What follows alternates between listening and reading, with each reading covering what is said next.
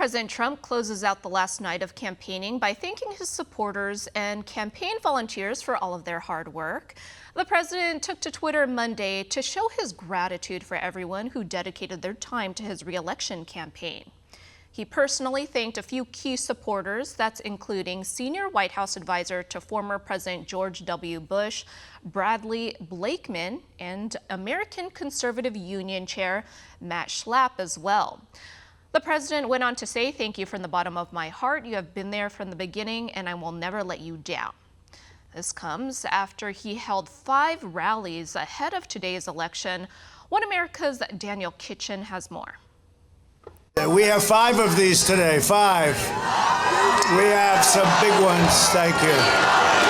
Thank you. President Trump is working relentlessly before the presidential election, meeting with voters in battleground states at 5 different rallies. The president first made his way to Fayetteville, North Carolina, expressing thanks to his supporters for their continued encouragement along the campaign trail. He promised his administration will continue to end the corruption from the left. For the last 4 years, the depraved swamp has tried everything to stop me because they know I don't answer to them, I answer to you. Together we will defeat the corrupt establishment, we will dethrone the failed political class, and we will drain the Washington swamp, and we will save the American dream. President Trump then traveled to Avoca, Pennsylvania, delivering remarks to voters in the Keystone State. He went on to slam Democrat presidential nominee Joe Biden, stating he wants to end the use of our nation's natural resources, which would cost the U.S. over hundreds of thousands of jobs. Biden's plan to ban fracking is an economic death sentence for Pennsylvania. Biden's energy shutdown will wipe out your jobs, decimate your towns, eliminate your factories, and send your state into a nightmare of crippling poverty. You've been there. You've been there. You had the best 3 years that you've ever had under President Trump. The best 3 years. The best 3 years.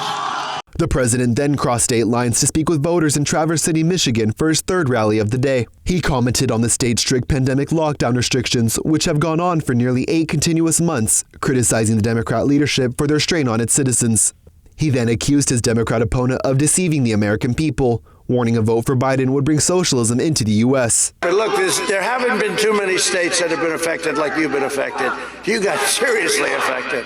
A vote for Biden is a vote for lockdowns, layoffs, and misery. You got to just get out of this. We can't play games. President Trump then traveled to Kenosha, Wisconsin, where he was greeted by tens of thousands of his supporters in the Badger State. Kenosha has seen major political unrest in recent months, resulting in constant violence raging in the city streets. While speaking to voters, the commander-in-chief doubled down on his support for law enforcement, stating he would not tolerate any threats of anarchy coming from Antifa and the radical left. And as I'm sure you've heard, Biden's far-left supporters are threatening to loot and riot tomorrow if they don't get their way. But we are a country of law and order. We have to be, we are. And people, and you notice, I hate to say it, but it's true, these are Democrat mayors and governors, these are Democrat-run cities and states. In his final rally for the day on the 2020 campaign trail, the president returned to the Wolverine State, delivering remarks to voters in the city of Grand Rapids. He assured his supporters they would help bring a swift victory in the presidential election, promising another 4 more years. We're going to have another beautiful victory tomorrow.